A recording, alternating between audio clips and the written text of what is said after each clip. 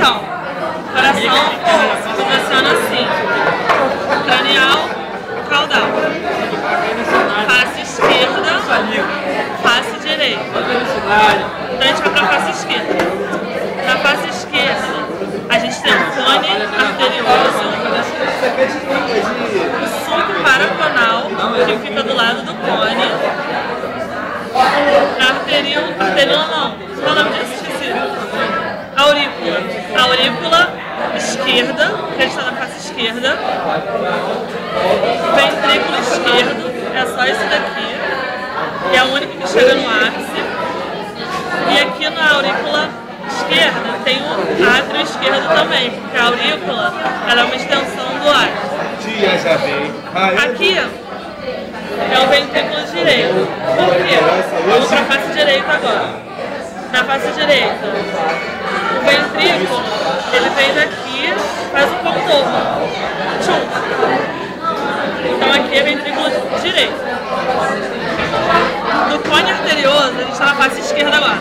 Do cone arterioso sai o tronco pulmonar. Ele vai para o pulmão com sangue venoso. Aí lá no pulmão tem as trocas gasosas e tal.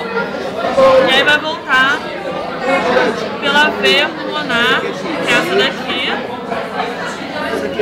Meu Deus, ainda! Pro átrio esquerdo. O átrio esquerdo vai passar pro ventrículo esquerdo. Aí vai tchum tchum tchum. E vai sair pela aorta, que é essa daqui. Essa daqui. Sai no meio do coração, a aorta. Pra cá, não, mentira, pra cá vai ser o arco aórtico. E aqui, o tronco braquiocefálico. Em grandes animais, a subclave esquerda sai do tronco braquiocefálico, mas em carnívoros, ela sai do arco aórtico. E aqui a gente tem... Nossa, muito perto. Aqui. Veia cava cranial, veia cava caudal. Veia ásibus, que em carnívoros, ela desemboca na veia cava cranial. Aqui é o ventrículo direito, átrio direito, aurícula direita. Ah, aqui a gente está na face direita.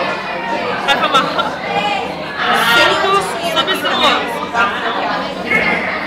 Sulco coronário. O sulco coronário, ele divide os átrios dos ventrículos. E ele não passa no cone. Por quê? Porque o cone é só o ventrículo direito.